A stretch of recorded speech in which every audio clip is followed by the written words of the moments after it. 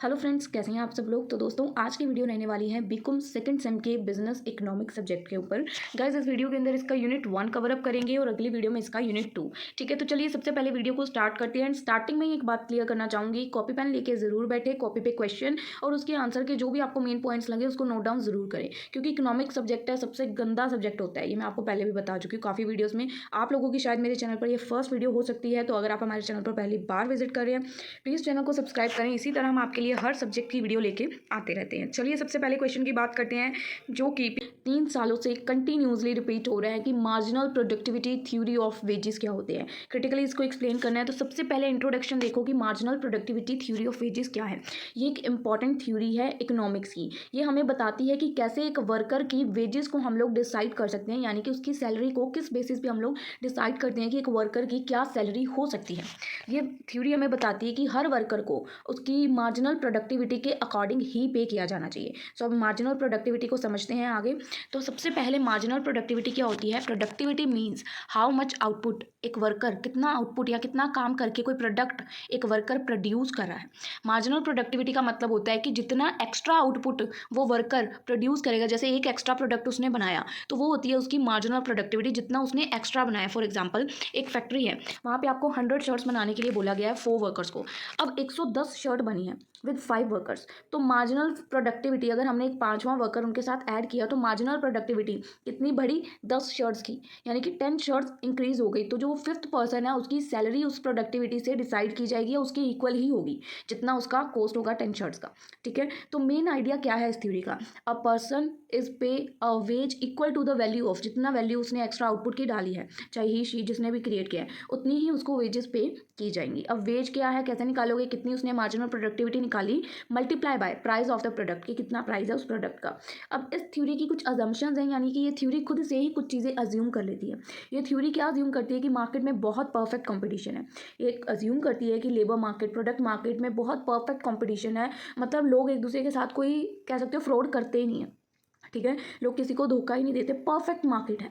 ठीक है, सेकंड, ये थ्योरी अज्यूम करती है कि ऑल वर्कर्स आर आइडेंटिकल, सभी वर्कर्स के पास सेम स्किल्स हैं, सेम एबिलिटी है, सबकी स्पीड काम करने की एक ही है, सब एक ही रफ्तार में कोई भी नया काम आराम से सीख सकते हैं। तो ये कुछ अजम्पशंस हैं जो ये थ्योरी अज्यूम करके बैठी हुई है। ठीक है, थर्ड, ये थ्योरी क्या अज्यूम करती है कि डिमिनिशिंग मार्जिनल प्रोडक्टिविटी, जैसे ही मोर वर्कर्स को हम लोग ऐड करते हैं, extra output each new worker से आता है, यानी कि the extra output from each new worker become less. जैसे जैसे हम ज़्यादा वर्कर्स को ऐड करते जाएंगे, अब सोचो 100 प्रोडक्ट बनाने के लिए ऊपर हमने 5 बंदे ऐड किए थे, अब वही 100 प्रोडक्ट के लिए अगर मैं 15 बंदे लगा दूँ, उतना ही काम लेस होता जाएगा ना, क्योंकि 15 बंदों की वहाँ ज़रूरत नहीं है। एक्स्ट्रा आउटपुट की जगह क्या होगा, कम आउटपुट बनेगा। 15 बंदे मिलकर 300 प्रोडक्ट बना सकते हैं, जबकि 15 मिलकर सिर्फ 100 ही बना रहे हैं। तो प्रोडक्शन आउटपुट कम हो जाएगी, वर्कर बढ़ जाएंगे, तो डिमिनिशिंग मार्जिनल प्रोडक्टिविटी हो जाएगी। Fourth, full employment. ये फोर्थ अजम्पशन क्या करती है कि all worker who want to work are already working. ये क्या सोच रही है, ये थ्योरी अज्यूम कर रही है कि भाई अनएम्प्लॉयमेंट तो इस दुनिया में है ही नहीं, क्या बेरोजगारी नहीं है ना। तो ये थ्योरी अज्यूम करके बैठी है कि जो बंदा जो काम करना चाहता है ना, वो बंदा ऑलरेडी वो काम कर रहा है। ठीक है, फिफ्थ, ये थ्योरी अज्यूम करती है कि प्रॉफिट मैक्सिमाइजेशन, एम्प्लॉयर्स हमेशा क्या चाहते हैं कि उनका प्रॉफिट ना सिर्फ मैक्सिमाइज हो, वो और किसी चीज़ को देखते ही नहीं है, वो चाहते हैं सिर्फ हमारा प्रॉफिट बढ़े। और सिक्स्थ अजम्पशन ये थ्योरी क्या करती है, marginal productivity, perfect mobility of labour, workers can move freely between jobs. Perfectly उनको मोबिलिटी दी जाती है कि वो परफेक्ट फ्लेक्सिबिलिटी है कि वो फ्रीली जॉब्स में मूव कर सकते हैं।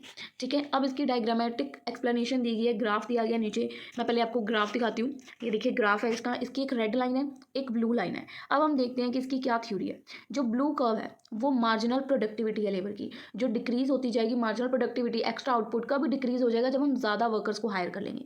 मार्जिनल प्रोडक्टिविटी क्या होता है कि आउटपुट अगर एक्स्ट्रा प्रोड्यूस कर रहे हैं तो उसके क्या वेजेस डिसाइड करेंगे, बट यही अगर मैंने एक की जगह 10 वर्कर और हायर कर लिए, तो जितने वर्कर्स को हम हायर करते जाएंगे मार्जिनल प्रोडक्टिविटी उतनी कम होती जाएगी। और जो रेड डैश लाइन है कॉन्स्टेंट वेज रेट है। ठीक है, तो इंटरसेक्शन इसका पॉइंट है एक, जहाँ पे दोनों लाइंस इंटरसेक्ट कर रही हैं। ठीक है, तो इंटरसेक्शन पॉइंट बताया हुआ है कि इक्विलिब्रियम है, जहाँ पे wages is equal to marginal productivity होती है। दिस इज द पॉइंट जहाँ पे एम्प्लॉयर डिसाइड करते हैं कि कितने वर्कर्स को हायर करने की हमें ज़रूरत है। यहाँ पे मार्जिनल इक्विलिब्रियम पॉइंट है, ये देखो यहाँ पे क्रॉस का निशान है। तो ये ब्लू वाली लाइन हमारी मार्जिनल प्रोडक्टिविटी है, रेड वाली लाइन हमारी रेड डैश्ड लाइन है कांस्टेंट वेज रेट है। ठीक है, अब इसके बाद इस थ्योरी के क्रिटिसिज्म है। अब हम अपने अकॉर्डिंग इसके क्रिटिसाइज कर रहे हैं थ्योरी को। थ्योरी ने अपने अकॉर्डिंग अपनी अजम्पशंस दे दी, ठीक है, बट हम इसको क्रिटिसाइज कर रहे हैं थ्रू द थ्योरी, क्योंकि थ्योरी लॉजिकल साउंड कर रही है बट इसकी बहुत सारी लिमिटेशंस भी हैं जो कि हम इसको क्रिटिकली डिस्कस करेंगे। सबसे पहले इसकी जो भी अजम्पशन है वो अनरियलिस्टिक है। सबसे पहले ये क्या अज्यूम करती है कि परफेक्ट कंपटीशन है, पूरी मार्केट में कहीं पे भी बेरोजगारी नहीं है। क्या ये असल दुनिया में एग्जिस्ट करता है? तो पहला क्रिटिसिज्म या पहली limitation, perfect competition and full employment do not exist in the real world. Second, labour market में इनपरफेक्शंस लाइक मोनोपोली, डिस्क्रिमिनेशन, अनएम्प्लॉयमेंट होती है। इनपरफेक्शंस मार्केट में होती हैं, पर ये थ्योरी अज्यूम करती है कि मार्केट इज टोटली परफेक्ट, कुछ भी गड़बड़ नहीं है मार्केट में। ठीक है, second criticism, difficult to measure marginal productivity. It is hard to calculate कि कितना आउटपुट एक एक्स्ट्रा वर्कर ने प्रोड्यूस किया है, स्पेशली जो सर्विस इंडस्ट्री है या टीम वर्क है, वहाँ पे एक बंदे ने कितने प्रोडक्ट प्रोड्यूस किए वो फाइंड आउट करना ही मुश्किल है। अब सोचो एक प्रोडक्ट है, उसको बनाने के लिए टोटल 20 बंदे लगे हुए हैं फैक्ट्री में। एक बंदा उसको पैकेजिंग देख रहा है, एक बंदा उसकी ब्रांडिंग देख रहा है, एक बंदा लेबलिंग देख रहा है, एक बंदा रॉ मटेरियल देख रहा है, एक बंदा उसको प्रोसेस में डाल रहा है ना। तो सब कितने बंदे लगे हैं? अब ये जब इंडस्ट्रीज या कहीं टीम वर्क हो रहा है तो वहाँ पे हमें मार्जिनल प्रोडक्टिविटी को कैलकुलेट करना कि एक वर्कर ने कितने एक्स्ट्रा प्रोडक्ट को प्रोड्यूस किया है, थोड़ा मुश्किल है। थर्ड क्रिटिसाइज है कि ये ट्रेड यूनियन के रोल को इग्नोर कर देती है। ये थ्योरी क्या कहती है कि वेजेस सिर्फ प्रोडक्टिविटी पर डिपेंड रहेंगी, but in real life trade union या नेगोशिएशन वेजेस को इफेक्ट डालते हैं। ट्रेड यूनियंस डिसाइड करते हैं, यूनियन लीडर्स होते हैं जो, वो बताते हैं कि किस बंदे की सैलरी कितनी होनी चाहिए मैक्सिमम। अब ये तो है नहीं कि प्रोडक्टिविटी के बेस पे सैलरी रियल लाइफ में थोड़ा मिलती है यार। रियल लाइफ में सैलरी आपके टैलेंट के बेस पे मिलती है, आपके पूरे मंथ के काम के बेस पे मिलती है। कभी रियल लाइफ में ऐसे सैलरी मिली है? एक प्रोडक्ट जितने एक्स्ट्रा प्रोडक्ट बनाओगे उतनी सैलरी नहीं मिलती है। ये सिर्फ वो होते हैं लोग जो घर पे बैठ के जैसे जो काम करते हैं उनके लिए होता है, बट बड़ी बड़ी इंडस्ट्रीज फर्म वहाँ पे ऐसा नहीं होता है। सैलरीज सिलेक्टेड होती हैं पहले। सेकंड, ये ह्यूमन फैक्टर को निगलेक्ट कर देती है। Workers are treated like machine, उनको मशीन्स की तरह ट्रीट करती है theory marginal productivity. But wages also depend on experience, loyalty, risk, education. जिस चीज़ को ये थ्योरी इग्नोर कर देती है, आपकी सैलरी, आपकी एजुकेशन कितनी है, आप कितना रिस्क ले रहे हो, कितने आप लॉयल और कितना आपके पास एक्सपीरियंस है, इसके ऊपर डिपेंड करेगी, ना कि इसके ऊपर कि भाई आप कितने एक्स्ट्रा प्रोडक्ट बना रहे हो। नो, सैलरी किसके ऊपर आज के टाइम पे डिपेंड करती है। ठीक है, फिफ्थ क्रिटिसाइज्म क्या है कि does not explain wage differences. Why do some workers earn more than others even in the same field. तो ये थ्योरी इस बात को एक्सप्लेन करने में बिल्कुल फेल है कि क्यों वेजेस के डिफरेंसेस होते हैं रियल लाइफ में। ये थ्योरी बता ही नहीं रही, उसके बारे में बात ही नहीं कर रही, उसको एक्सप्लेन ही नहीं करी। ये सीधा बोल रही है कि जितने एक्स्ट्रा प्रोडक्ट बनाओगे उतने पैसे एक्स्ट्रा मिलेंगे, बस। अब इस थ्योरी की क्या इंपॉर्टेंस है? इवन थ्रो इसके अंदर बहुत सारी कमियां हैं, फ्लोज हैं, पर ये थ्योरी इंपॉर्टेंट है। ये लिंक करती है वेजेस और प्रोडक्टिविटी को, इनकरेज करती है कि आप ज़्यादा इफेक्टिवली वर्क करो। ये एम्प्लॉयज़ को मदद करती है कि हाउ मैनी वर्कर्स को आपको हायर करना है। ये हाईलाइट करती है economic value of each worker, कि हर वर्कर की कुछ इकोनॉमिक वैल्यू है, उसको हाईलाइट करती है। और इसी के साथ ये क्वेश्चन कंक्लूड हो जाता है हमारा marginal productivity theory of wages. I hope आपको ये क्वेश्चन क्लियर है। मुझे लग रहा है फर्स्ट क्वेश्चन है जो मैं इकोनॉमिक्स का आपको अच्छे से एक्सप्लेन कर पा रही हूँ। सेकेंड क्वेश्चन, अभी हमने क्या देखी? Marginal productivity. Second theory modern theory of rent. ठीक है, इसमें आपको रिचार्डियन थ्योरी ऑफ रेंट को भी एक्सप्लेन करना है। अब रेंट क्या होता है, सबसे पहले उसका मीनिंग बताना है। क्वेश्चन 2023, 2022, 2021 गाइज, मेरे को 2024 का क्वेश्चन पेपर इसका नहीं मिला है, इसीलिए 2023, 2 और 1 के पेपर पिक किए हैं। 2024 का पेपर मुझे मिला नहीं इसका। ठीक है, बाकी तो मैं सबके डाली, बट इसका नहीं मिला। तो सबसे पहले बात करते हैं कि रेंट क्या होता है। Rent is the income earn from land और एनी नेचुरल रिसोर्सेज, कि आप इनकम अर्न कर रहे हो, चाहे कोई ज़मीन से, चाहे कोई नेचुरल रिसोर्सेज से। ये एक तरह से रिटर्न होती है, आप अपने लैंड का यूज़ करके किसी भी तरह की रिटर्न हासिल कर रहे हो, रेंट ले रहे हो किसी से, दैट इज अ रेंट। तो इकोनॉमिक्स ने इस रेंट को डिफरेंट थ्योरीज के थ्रू एक्सप्लेन किया है। यहाँ पे 2 मेन डिफरेंट थ्योरीज है, रिचार्डियन थ्योरी ऑफ रेंट और मॉडर्न थ्योरी ऑफ रेंट। सो इन दोनों थ्योरीज को इजी लैंग्वेज में समझने की कोशिश करेंगे, और ध्यान दीजिएगा मेरी बातों की तरफ। रिचार्डियन थ्योरी और मॉडर्न थ्योरी। रिचार्डियन थ्योरी क्या होती है? रिचार्डियन थ्योरी किसने लिखी है? डेविड रिचार्डो ने, एक क्लासिकल इकोनॉमिक्स थे। ये थ्योरी बताती है कि how rent arises from land, कि कैसे रेंट अराइज होता है एक ज़मीन से, हमें कैसे रेंट मिलता है, कैसे रेंट जनरेट होता है।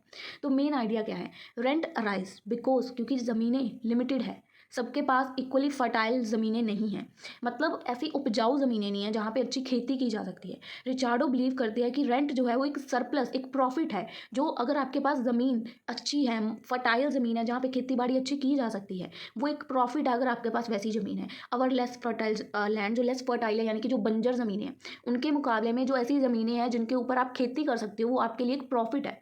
उसको आप रेंट पे दे के उससे पैसे अर्न कर सकते हो, रेंट कमा सकते हो। तो रेंट लिमिटेड लैंड से आ सकता है, बंजर ज़मीनों से तो आप कमा ही नहीं सकते, है ना। जो जिन ज़मीनों पे फसलें उग सकती हैं उन्हीं से कमाई हो सकती है। तो rent arise because land is limited, और सभी लैंड इक्वली फर्टाइल नहीं होते, इक्वल नहीं होते, कोई बंजर होता है, कोई अच्छा होता है, कहीं किसी पे खेती अच्छी होती है, किसी पे नहीं होती। तो रिचार्डो बिलीव करते हैं कि रेंट आपका प्रॉफिट है अगर आपके पास अच्छी खासी ज़मीन है। तो कुछ की अजम्पशंस ये थ्योरी भी अज्यूम करती है, ये थ्योरी कुछ चीज़ों को अज्यूम करती है जो रियल लाइफ में एग्जिस्ट करें ना करें, पर ये थ्योरी मान के बैठी हुई है। तो सबसे पहली चीज़ क्या अज्यूम करती है कि लैंड एक फ्री गिफ्ट है नेचर का, इसमें आपकी कोई कॉस्ट ही नहीं लगी। ये क्या अज्यूम करके बैठी है थ्योरी कि ज़मीन है ना, नेचर की तरफ से आपको मिली है, इसके ऊपर आपका एक पैसा भी नहीं लगा।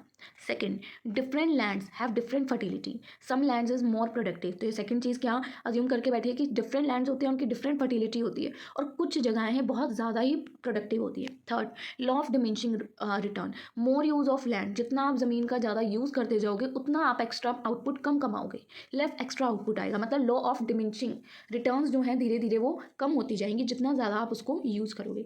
फोर्थ ये अज्यूम क्या करती है कि परफेक्ट कंपटीशन, प्रोडक्ट और लैंड मार्केट में परफेक्ट कंपटीशन है मार्केट में। Fifth, rent arise only in agriculture, fifth assumption क्या है कि ज़मीनों के थ्रू आप सिर्फ रेंट, खेती बाड़ी से ही कमा सकते हो। इंडस्ट्रियल एरिया में तो जैसे किराए पे जगह चढ़ती ही नहीं है, वहाँ से इंडस्ट्रियल एरिया में तो किराया आता ही नहीं है। तो ये थ्योरी की एग्जाम्पशन है। तो एक्सप्लेनेशन देखिए, सपोज 3 टाइप्स की आपके पास लैंड है। ए ग्रेड लैंड है जो 30 क्वांटल्स ऑफ व्हीट, कनक उगाता है। बी ग्रेड ऑफ लैंड है जो 20 क्विंटल्स ऑफ व्हीट को प्रोड्यूस करता है। सी ग्रेड लैंड है जो 10 क्विंटल्स व्हीट को प्रोड्यूस करता है। अब इन तीनों ही लैंड्स में सेम अमाउंट ऑफ कैपिटल और लेबर लगी है, पर अब देखो तीनों का ही रेंट पे करना पड़ रहा है। अब अगर हम ए ग्रेड वाले को देखें तो उसमें से अगर हम 10 रुपये रेंट भी पे कर दें, 30 क्विंटल था तो 20 क्विंटल हमारा प्रॉफिट है। बी वाले ग्रेड वाले लैंड में से देखें तो 20 है, तो 10 अगर हम रेंट भी पे कर दें तो 10 क्विंटल फिर प्रॉफिट है। बट अगर सी ग्रेड वाले लैंड में देखें तो 10 वो है, 10 ही रेंट है, तो 0 हमारे पास प्रॉफिट बचेगा, कोई रेंट के पैसे नहीं बचेंगे, है ना। तो सी ग्रेड जो है वो मार्जिनल लैंड है, मतलब उस पर कोई रेंट नहीं, हमें पे क्या करना है, बचना ही है। तो रेंट इज़ अ सरप्लस अगर आपके पास अच्छा लैंड होगा over the marginal land. Marginal land कौन सा होता है, जो बंजर ज़मीन है। सो सी ग्रेड रेंट मतलब रेंट आपका प्रॉफिट है अगर आपके पास बेटर ज़मीनें हैं। तो यहाँ पे कुछ डायग्राम दिखाया गया रिचार्डियन थ्योरी का, ठीक है। टोटल यहाँ पे 30 जैसे यहाँ पे दिखाया गया है, जिसमें से अगर 10 आपने रेंट पे कर दिया तो 20 आपका प्रॉफिट है, 10 आपने रेंट पे कर दिया। अब यहाँ पे आपने टोटल 20 क्विंटल अर्न किया, 10 रेंट पे किया, फिर भी आपके पास 10 बचा बी ग्रेड लैंड में। सी ग्रेड लैंड में आपने 10 क्विंटल्स बनाए, 10 में से आप क्या रेंट पे करोगे और क्या आपको बचेगा, कुछ भी नहीं बचेगा, ठीक है। तो ये चार्ट बना के दिखाया गया जिसको आप लोग अपनी कॉपीज पे ड्रॉ कर सकते हैं, ठीक है। अब इस डायग्राम की बताया गया कि जो ऑरेंज एरिया है वो शो कर रहा है कि earn by A grade, B grade, है ना, कितना लैंड से आपने अर्न किया। रेड डैशेज रिप्रेजेंट कर रही हैं, जो भी आप लोग रीड कर लीजिएगा। अब हम इस थ्योरी को क्रिटिसाइज कर रहे हैं कि थ्योरी ने, रिचार्डियन ने हमें बता दिया कि ये थ्योरी ये है, उसकी ये असम्पशन है। अब हम इसको क्रिटिसाइज कर रहे हैं। सबसे पहला क्रिटिसिज्म, अज्यूम कि लैंड सिर्फ एग्रीकल्चर में ही किराए पे दिया जाता है। क्या आज के टाइम पे प्रैक्टिकल है? आज के टाइम पे घर भाड़े पे चढ़े हुए हैं, हर ज़मीन प्रॉपर्टी आपको रेंट कमा के दे रही है, इवन की सड़कें तक नहीं खाली है, रेडियाँ लगी हुई हैं, है ना। तो लैंड, ये अज्यूम करना कि रेंट सिर्फ एग्रीकल्चर से ही आ सकता है, ये सही नहीं है, प्रैक्टिकल नहीं है। सेकंड, ये इग्नोर करती है कि डिमांड है, ये सोचती है कि ज़मीनों की डिमांड ही नहीं है। Rent also depend on demand for land, ये डिमांड को इग्नोर ही कर देती है। रेंट ये भी डिपेंड करेगा कि उस ज़मीन की डिमांड कितनी है, कौन सी जगह पे वो ज़मीन है। थर्ड, ये मैन पावर का जो मैन मेड इंप्रूवमेंट्स है, जैसे अगर ज़मीन है, ज़मीन के ऊपर कमरे बनाते हैं, घर बनाते हैं, है ना, तो मैन मेड इंप्रूवमेंट्स के रोल को इग्नोर कर देती है। ये सोचती है कि नेचर की तरफ से आपको ज़मीनें दी गई हैं, उस पर आपकी कोई कॉस्ट, कोई लागत खर्च नहीं हुई है, ठीक है। फोर्थ, ये अज्यूम करती है नो कॉस्ट ऑफ लैंड, जो कि ट्रू है। आज के टाइम पे जगह खरीदी भी जाती है, बेची भी जाती है, और उस पर पैसे भी लगाए जाते हैं, ठीक है। ये थी हमारी फर्स्ट थ्योरी जिसको हमने किया रिचार्डन थ्योरी। अब सेकंड है modern rent theory, modern theory of rent. This theory was developed by modern economist like Marshall. ये more realistic and broader than Ricardian theory. ये थोड़ी ज़्यादा रियलिस्टिक और ब्रॉडर है रिचार्डियन थ्योरी से। इस थ्योरी का मेन आइडिया क्या है कि rent arise due to scarcity of any factor of production. सिर्फ लैंड की वजह से हमें रेंट रिसीव नहीं होता, ठीक है। रेंट हमें स्कार्सिटी ऑफ एनी फैक्टर, यानी कि यहाँ पे अकॉर्डिंग टू दिस थ्योरी क्या लिखा है देखो, rent is the extra payment made to any factor over and above its minimum expected income. इसको इकोनॉमिक रेंट बोलते हैं। अगर कोई भी फैक्टर ओवर एंड उसकी मिनिमम एक्सपेक्टेड इनकम है, ठीक है। अगर मतलब जैसे मैं जगह का बता रही थी कि जगह कहाँ पे लोकेटेड है ना, लोग उसके लिए एक्स्ट्रा पेमेंट करने को भी तैयार हो जाते हैं। कुछ फैक्टर्स होते हैं, सिर्फ जगह ज़मीन के पैसे नहीं होते, कुछ इन्वायरमेंट कैसा है ना। अब अगर मैं अच्छा खासा प्लॉट आपको किसी आजू बाजू कचरे के ढेर में दे दूँ तो कोई नहीं खरीदेगा। तो रेंट डिपेंड करता है, इकोनॉमिक रेंट इसको बोलते हैं, ठीक है। कि बहुत सारे फैक्टर होते हैं उसके प्रोडक्शन की, scarcity of any factor of production. सिर्फ लैंड के ऊपर नहीं रेंट डिपेंड करता है कि जैसे अगर मैंने यार रेंट पे रूम ही लेना है या फ्लैट लेना है तो वो कैसा बना हुआ है, कैसा फर्निश्ड है, फर्नीचर मिल रहा है कि नहीं मिल रहा, अंदर टाइलें लगी हैं, अच्छा खासा पेंट है, तो रेंट डिपेंड करेगा ना उसके ऊपर। एक्स्ट्रा फैक्टर ऐड हो चुका है जहाँ पे मैंने खुद कॉस्ट स्पेंड की है, वहाँ का रेंट सिर्फ ज़मीन कितने की है उस पर डिपेंड तो नहीं करेगा। ऑब्वियसली जो पैसे उस पर लगे हैं उसको भी तो रिकवर करना है। तो ये थ्योरी ये बताती है मॉडर्न थ्योरी। तो की कंसेप्ट क्या है कि rent is not only for land, ये सिर्फ ज़मीन के लिए नहीं होता, it can be for labour, capital, machines etcetera के लिए भी होता है। रेंट अराइज जब factor is scarce and has no perfect substitute, जो फैक्टर है वो यूनिक है आपका और उसका कोई सब्सटीट्यूट नहीं है, तब आपको रेंट रिसीव होता है। Third, economic rent is equals to actual rent, जो आपकी अर्निंग हो रही है माइनस ट्रांसफर अर्निंग करके इकोनॉमिक रेंट निकलता है। एक्चुअल अर्निंग हुई उसमें से जितने आपको पैसे अगले अपनी लेबर वगैरह को पे करने थे वो करके इकोनॉमिक रेंट निकलेगा आपका। तो ट्रांसफर अर्निंग मिनिमम अमाउंट जो भी आपने फैक्टर्स रखे होंगे यूज़ के लिए, मशीन्स या लेबर रखी है तो need to stay in current use, उनको मिनिमम अमाउंट पे करना पड़ेगा, उसके बाद आपकी एक्स्ट्रा इनकम निकलेगी। मतलब एक्चुअल जो अर्निंग हुई उसमें से ट्रांसफर अर्निंग माइनस करके। तो एग्जांपल देखिए, सपोज एक वर्कर है जो willing to work for 10,000 but company उसको 15,000 पे कर रही है, ट्रांसफर अर्निंग 10,000, तो उसको एक्स्ट्रा रेंट पे कर, एक्स्ट्रा सैलरी पे कर रही है 15,000, तो 5,000 इकोनॉमिक रेंट मिल रहा है उसको। मॉडर्न सेंस में अगर बोलें, एक कंपनी उसको 10,000 दे रही है, दूसरी कंपनी 15 ऑफर कर रही है, या वो वर्कर खुद 10,000 में काम करना चाह रहा है तो कंपनी कह रही है भाई नहीं हम तुझे 15 देंगे, तो इकोनॉमिक रेंट 15,000 5,000 आ रही है। इंपॉर्टेंस क्या है, explain rent in both agriculture and industries, दोनों को एक्सप्लेन करती है। सभी फैक्टर्स पे ये थ्योरी अप्लाई होती है, सिर्फ लैंड पे अप्लाई नहीं होती है। थोड़ी ज़्यादा रियलिस्टिक और फ्लेक्सिबल थ्योरी है, ये दोनों चीज़ों को, सप्लाई और डिमांड को कंसीडर करती है। अब कंपैरिजन किया गया रिचार्डियन और मॉडर्न थ्योरी का। रिचार्डियन थ्योरी सिर्फ लैंड पे अप्लाई होती है बट मॉडर्न थ्योरी सभी फैक्टर्स पे अप्लाई होती है। नेचर ऑफ रेंट, जो रिचार्डियन थ्योरी है सरप्लस फर्टिलिटी की वजह से होता है कि अगर आपकी ज़मीन कैसी है, but modern theory extra income और मिनिमम एक्सपेक्टेड, जो भी हम उसको एक्सपेक्ट करते हैं। Supply of land perfectly inelastic है और सप्लाई कैन बी इलास्टिक और इनइलास्टिक दोनों हो सकती है। टाइम पीरियड, जो हमारी रिचार्डियन थ्योरी है ये लॉन्ग टर्म के लिए होती है और जो हमारी मॉडर्न थ्योरी है ये शॉर्ट और लॉन्ग रन दोनों के लिए होती है। रियलिस्टिक और नॉट, जो रिचार्डियन थ्योरी है कम रियलिस्टिक होती है और मॉडर्न थ्योरी ज़्यादा रियलिस्टिक होती है। और इसी के साथ ये क्वेश्चन भी हो जाता है conclude. Third question I think last है, जो कि पिछले 3 सालों से ये भी रिपीटेड है। Keynes liquidity preference theory of interest, इसको एक्सप्लेन करना है। तो Keynes theory liquidity preference theory क्या है? The liquidity preference theory of interest was given by John Maynard Keynes, a famous British economist हैं।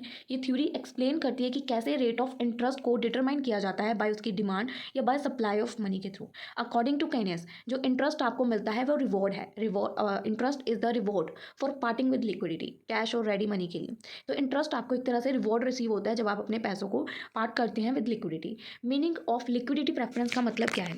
लिक्विडिटी क्या होता है पता है? लिक्विडिटी मतलब फ्लेक्सिबिलिटी चाहते हैं लोग चाहते हैं कि उनके पास पैसे इस तरीके से अवेलेबल हों कि वो उसको किसी भी समय यूज़ कर सके, लिक्विडिटी फ्लेक्सिबिलिटी हो। तो लिक्विडिटी मीन्स कैश और money that can be used immediately, जिसको वो ईजिली किसी भी इमरजेंसी सिचुएशन में यूज़ कर पाएँ। प्रेफरेंस मीन्स द डिज़ायर और लाइकिंग। लिक्विडिटी मीन्स कि लिक्विडिटी होनी चाहिए। सेकेंड, प्रेफरेंस मीन्स कि डिज़ायर और लाइकिंग होनी चाहिए। So liquidity preference means people desire to hold their wealth, लोगों की क्या डिज़ायर है कि वो अपनी पैसों को, वेल्थ को होल्ड करे इन the form of cash rather than investing it. उसको इन्वेस्ट नहीं करना चाहते, वो उसको होल्ड करके रखना चाहते हैं पैसों को अपने पास, तब भी जब भी उनको कोई इमरजेंसी सिचुएशन आए ताकि उसको वो यूज़ कर पाए। तो liquidity preference means people desire to hold their wealth in the form of cash, कि जब भी उनको इमरजेंसी सिचुएशन आए उनके पास कैश अवेलेबल हो। तो ये थ्योरी भी हमें कुछ अजम्पशंस देती हैं, ठीक है। पहली अजम्पशन कि लोग पैसे होल्ड करके रखना चाहते हैं डिफरेंट पर्पसेस के लिए। Second assumption, fixed supply of money है, मतलब सेंट्रल बैंक हर साल इतनी सप्लाई तो मनी की करता ही है, ये अजम्पशन कर रही है थी, ठीक है। Third, the rate of interest adjust to bring the demand and supply of money into, जो रेट ऑफ इंटरेस्ट है वो एडजस्ट होता है डिमांड एंड सप्लाई के अकॉर्डिंग, ठीक है। अब इस मतलब पॉइंट्स हैं आगे, अजम्पशंस 3 ही हैं। लोग क्यों पैसों को होल्ड करना चाहते हैं, तो काइनेस थ्योरी ना इसको 3 मेन मोटिव्स में एक्सप्लेन करती है कि क्यों लोग पैसों को होल्ड करना ज़्यादा प्रेफर करते हैं। सबसे पहला ट्रांजैक्शन मोटिव, लोग चाहते हैं कि जब भी उनको कोई भी चीज़ खरीदनी हो, सर्विस खरीदनी हो डेली लाइफ में, उनके पास पैसे अवेलेबल हों। वी यूज़ मनी टू पे for goods, travel, clothes etcetera, तो हमारे पास पैसे अवेलेबल होने चाहिए। फर्स्ट रीज़न क्यों लोग अपने पैसों को होल्ड करके रखना चाहते हैं। Second, precautionary motive, people keep money from unexpected situation, लोग पैसों को क्यों स्टोर होल्ड करके रखना चाहते हैं, क्योंकि वो सोचते हैं कि कुछ भी अनएक्सपेक्टेड हो सकता है, कोई भी मेडिकल इमरजेंसी, सडन हमारी जॉब जा सकती है, तो इस वजह से लोग कैश को होल्ड करके रखते हैं, उसको इन्वेस्ट नहीं करते हैं। Third, speculative motive, people keep money to take advantage of changes in interest rate और बॉन्ड प्राइजेस, लोग उसको क्यों कीप करके रखते हैं, ताकि वो एडवांटेज ले सके चेंजेस इन इंटरेस्ट प्राइस में, जब इंटरेस्ट बढ़ेगा या कम होगा तब इन्वेस्ट करेंगे। People think interest rate will rise in future, तो वो उसको होल्ड करेंगे मनी को, और बाय वेट करेंगे कि वो बॉन्ड्स को बाद में बाय करेंगे, तो वो वेट करते हैं कि हमें जब प्राइस बढ़ेगा तब बाय करेंगे, मतलब बॉन्ड्स का प्राइस गिरेगा और इंटरेस्ट का प्राइस बढ़ेगा तब उसको बाय करेंगे। That's not possible. तो कुछ मोटिव होते हैं यहाँ पे, 3 मोटिव एक्सप्लेन किए गए हैं कि क्यों लोग अपने पैसों को होल्ड करके रखते हैं। अब यहाँ पे लिक्विडिटी प्रेफरेंस की कर्व बनाई गई है, the demand for money show की गई है, डाउनवर्ड स्लोपिक कर्व में लिक्विडिटी प्रेफरेंस है, जो कि शो करती है कि इंटरेस्ट रेट डिक्रीज होगा, पीपल चाहेंगे जैसे इंटरेस्ट रेट डिक्रीज होगा, people want to hold more money, because bonds को होल्ड करना लेस अट्रैक्टिव है, क्योंकि उसमें इंटरेस्ट रेट कम हो रहा है, तो लोग प्रेफर करेंगे भाई हम अपने पैसों को ही होल्ड कर लेते हैं। जब इंटरेस्ट रेट इंक्रीज होगा तो लोग क्या प्रेफर करेंगे, अब हम अपने पैसों को इन्वेस्ट कर देते हैं बॉन्ड्स में, ताकि वो होल्ड ना कर पाए, ठीक है, मतलब वो इंटरेस्ट कमाना चाहते हैं। तो लोग ये पर्सपेक्टिव रखते हैं कि जब बॉन्ड्स का प्राइस कम होगा, इंटरेस्ट रेट कम है, फिर वो इन्वेस्टमेंट नहीं करते, जब इंटरेस्ट ज़्यादा मिल रहा है वो इन्वेस्टमेंट कर देते हैं। तो next, supply of money, supply of money is fixed by the central bank RBI in India, तो it is show by a vertical line. आप अपनी बुक्स में इसका डायग्राम देख सकते हैं, मुझे इसका डायग्राम मिला नहीं है एक्चुअली, ठीक है, तो आप लोग इसका डायग्राम देख के उसके अकॉर्डिंग इसको एक्सप्लेन कर सकते हैं लिक्विडिटी प्रेफरेंस ऑफ थ्योरी को, because it vertical line it does not depend on the interest rate. तो इंटरेस्ट रेट के यहाँ पे डिटर्मिनेशन दिए गए, interest rate is determine at the point जहाँ पे डिमांड फॉर मनी इक्वल होती है सप्लाई ऑफ मनी के, इसको इक्विलिब्रियम इंटरेस्ट रेट कहते हैं। डायग्राम के थ्रू आपको चीज़ें ज़्यादा समझ आएंगी, क्योंकि डायग्राम के बारे में 2-3 पॉइंट एक्सप्लेन्ड है। अब क्रिटिसिज्म क्या है इस थ्योरी के, लिक्विडिटी जो हम थ्योरी कर रहे हैं इसके क्या क्रिटिसिज्म है, ये सेविंग और इन्वेस्टमेंट के रोल को इग्नोर कर देती है। क्लासिकल इकोनॉमिक्स बिलीव करते हैं कि यहाँ पे इंटरेस्ट ही सब कुछ है, इंटरेस्ट बढ़ता है तो लोग इन्वेस्ट करते हैं, इंटरेस्ट कम होता है तो लोग इन्वेस्ट नहीं करते हैं। सेविंग और इन्वेस्टमेंट सेविंग की नाम की कोई चीज़ ही नहीं है, उसका कोई रोल ही नहीं है। काइनेस इग्नोर कर देता है, फोकस करता है ओनली मनी मार्केट पे, रियल इन्वेस्टमेंट पे फोकस ही नहीं करता। रियल लाइफ में भी तो इन्वेस्टमेंट कर रहे हैं लोग, है ना, गोल्ड खरीद लेते हैं, रियल लाइफ में भी कोई चीज़ें घर की चीज़ें बना लेते हैं, ठीक है, उस पर फोकस ही नहीं करता। हम too much focus on speculative motive, जो स्पेक्यूलेटिव मोटिव है उस पर बहुत ज़्यादा फोकस है, टू मच इंपॉर्टेंस दी हुई है, जो कि ऑलवेज ट्रू नहीं है। रियलिटी में हर कोई सिर्फ इंटरेस्ट रेट दे के अपने पैसों को सिर्फ होल्ड करके नहीं रखेगा, जिसको इन्वेस्टमेंट करनी है वो कर ही देगा, वो इंटरेस्ट का वेट नहीं करेगा कब बढ़ेगा तो मैं इन्वेस्ट करूँगा, है ना, रियलिटी में ऐसा नहीं होता। बट इसने बहुत ज़्यादा इंपॉर्टेंस दे दी कि स्पेक्यूलेटिव मोटिव ही होता है, जब इंटरेस्ट बढ़ता है तो लोग तभी इन्वेस्ट करते हैं।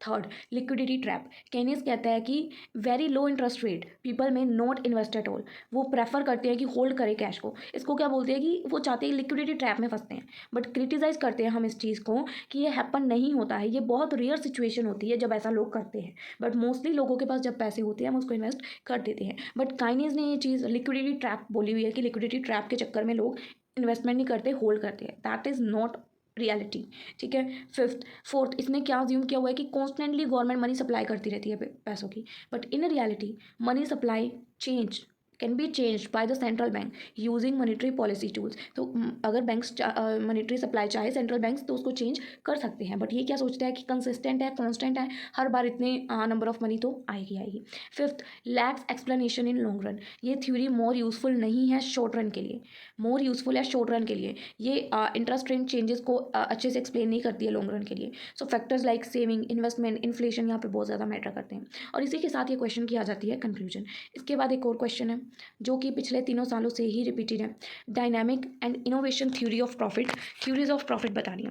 प्रॉफिट क्या होता है, profit is the reward earn by an entrepreneur. जो वो रिस्क लेता है, जो वो अपने बिजनेस को ऑर्गेनाइज करता है, उसके बदले में उसको जो प्रॉफिट अर्न होता है उसको हम रिवॉर्ड बोल देते हैं। रिवॉर्ड जो अर्न होता है उसको प्रॉफिट बोल देते हैं। बहुत सारे इकोनॉमिक्स ने डिफरेंट डिफरेंट थ्योरीज दी हैं प्रॉफिट की, टू एक्सप्लेन कि why and how profit is earn, कि कैसे और कहाँ से प्रॉफिट आता है। तो दो मेन थ्योरीज हैं प्रॉफिट की, dynamic theory of profit, second innovation theory of profit. ठीक है, तो डायनामिक थ्योरी ऑफ प्रॉफिट क्या है? इस थ्योरी को जेबे क्लर्क अमेरिकन इकोनॉमिक्स ने दिया था, ठीक है, लॉन्च किया था। इस थ्योरी का मेन आइडिया क्या था? According to this theory profit arise only in a dynamic economy. ठीक है, स्टैटिक वन में प्रॉफिट अराइज ही नहीं होता, जो डायनामिक इकोनॉमी है उसमें प्रॉफिट अराइज होता है। अब स्टैटिक और डायनामिक का मतलब समझो। इन अ स्टैटिक इकोनॉमी जहाँ पे कुछ चेंजेस नहीं होते, ना प्राइस चेंज होता है, ना पॉपुलेशन चेंज होती है, ना डिमांड चेंज होती है, ना प्रोडक्शन चेंज होती है, सब कुछ कांस्टेंट रहता है, वहाँ पे प्रॉफिट कहाँ से होगा? अगर इकोनॉमी चेंज होगी तभी तो प्रॉफिट होगा ना। तो स्टैटिक इकोनॉमी जहाँ पे कुछ चेंज नहीं होता तो कोई प्रॉफिट नहीं होगा। But in a dynamic economy things जो है चेंज होती रहती है, डिमांड इंक्रीज होती रहती है, टेक्नोलॉजी इंप्रूव होती रहती है, रिसोर्सेज इंक्रीज होते रहते हैं। तो डायनामिक में प्रॉफिट के चांसेस हैं। ठीक है, में क्या होता है कि चीज़ें चेंज होती रहती है, demand increase, technology improve, resources increase, तो उससे क्या होता है कि प्रॉफिट होता रहता है। चेंजेस क्रिएट करते हैं नई नई अपॉर्चुनिटीज़ को, जिससे हमें प्रॉफिट अर्न होता है। तो डायनामिक चेंजेस के क्या क्या सोर्सेज हैं? क्लार्क्स ये कहते हैं कि 5 मेन चेंजेस हैं इकोनॉमी में जिससे हम प्रॉफिट कमाते हैं। पॉपुलेशन चेंज होती है, कैपिटल चेंज होती है, प्रोडक्शन के मेथड चेंज होती हैं, बिजनेस ऑर्गेनाइजेशन चेंज होती हैं, और कस्टमर क्या चाहता है उसकी डिमांड चेंज होती है। इन सब चीज़ों की मूवमेंट की वजह से ही हम प्रॉफिट कमा पाते हैं। इफ़ अ कंपनी अगर न्यू मशीन्स का यूज़ करेगी गुड्स को फास्टर प्रोड्यूस करने के लिए, जिससे उसकी कॉस्ट रिड्यूस होगी और वो ज़्यादा प्रॉफिट कमा पाएगी। ये क्यों होता है? क्योंकि मार्केट में डायनामिक चेंजेस आ रहे हैं, नई नई मशीनें आ रही हैं, जिसकी वजह से हम लोग प्रॉफिट कमा पा रहे हैं। और कंक्लूजन क्या है पहली थ्योरी का डायनामिक का? Profit is a result of economic change, changing dynamic economy. Second, innovation theory. ये थ्योरी जोसेफ ए स्कम्पटर ने दी है। इस थ्योरी का मेन आइडिया क्या है कि profit is the reward for innovation. जो इनोवेशन करते हैं उसका रिवॉर्ड होता है हमें जो प्रॉफिट मिलता है। एंटरप्रेन्योर्स प्रॉफिट अर्न करते हैं क्योंकि वो न्यू न्यू चीज़ें मार्केट में इंट्रोड्यूस करते हैं। तो मीनिंग क्या है इनोवेशन का?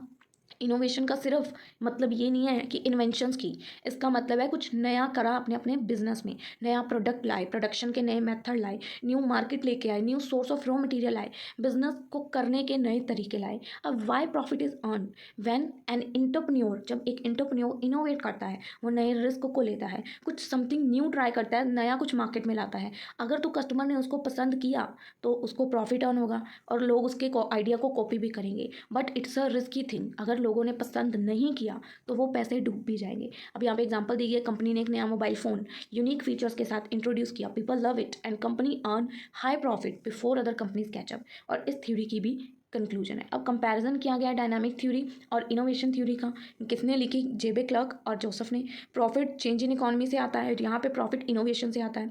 एक्सटर्नल चेंजेस पे फोकस होता है, यहाँ इंटरनल क्रिएटिविटी पे फोकस होता है। प्रॉफिट इसमें लॉन्ग टर्म पे आ सकता है, इसमें टेम्परेरी होता है प्रॉफिट, अदर इंटीमेट के अकॉर्डिंग। एंटरप्रेन्योर्स का रोल, एंटरप्रेन्योर्स चेंजेस को अडेप्ट करते हैं और यहाँ पे चेंजेस को क्रिएट करते हैं। दोनों ही थ्योरीज के क्रिटिसिज्म दिए गए हैं। पहले डायनामिक थ्योरी का, dynamic theory does not explain how much profit is earn. ये प्रॉफिट कितना अर्न करते हैं उसको एक्सप्लेन ही नहीं करती। ये रिस्क और अनसर्टेनिटी को थ्योरी इग्नोर कर देती है, जिसको एक एंटरप्रेन्योर फेस करता है, मेन रिस्क को। ठीक है, ये थ्योरी कहती है कि no profit in static economy, जहाँ पे अगर आपकी इकोनॉमी कांस्टेंट है, कोई पॉपुलेशन, कोई प्रॉफिट, कोई इंप्रूवमेंट नहीं हो रही, तो आपको कोई प्रॉफिट अर्न ही नहीं होगा। But small profit still exist करते हैं। सेकंड, इनोवेशन थ्योरी के क्रिटिसिज्म है। इनोवेशन थ्योरी में क्या होता है कि सिर्फ इनोवेशन से प्रॉफिट होता है, हर इनोवेशन प्रॉफिट कमा के नहीं देती है। सेकंड, ये इग्नोर करती है मैनेजरियल स्किल्स को, रिस्क को और मार्केट की कंडीशन को। थर्ड, ये सिर्फ फोकस करती है न्यू आइडियाज़ के ऊपर। हो सकता है हम हमारे पुराने एग्जिस्टिंग सिस्टम को ही इंप्रूव करते हों, उससे हमें प्रॉफिट अर्न हो रहा। और इसी के साथ ये क्वेश्चन हो जाता है कंक्लूड। फर्स्ट वीडियो यहीं पे हो जाती है वाइंड अप। नेक्स्ट वीडियो में यूनिट 2 की बात करेंगे और उसके अंदर भी डिटेल्ड एक्सप्लेनेशन रहेगी। आई होप आप लोगों को कोई डाउट नहीं होगा इस पूरी वीडियो के रिलेटेड। 4 क्वेश्चन किए हमने, कुछ भी डाउट्स आप लोग बता सकते हैं। मिलेंगे हम लोग आपसे अपनी अगली वीडियो में। एंड सेकंड वीडियो देखने का प्रोसेस सिंपल है, सब्सक्रिप्शन है चैनल पे, उसको आप लोग ज्वाइन कर सकते हैं। आफ्टर दैट आप लोग कोई भी हमारे चैनल पे आके वीडियो देख सकते हैं। 1 मंथ की सब्सक्रिप्शन आप लोग इजीली ले सकते हैं। चलिए मिलेंगे हम लोग आपसे अपनी अगली वीडियो में, तब तक के लिए स्टे ट्यून, गुड बाय।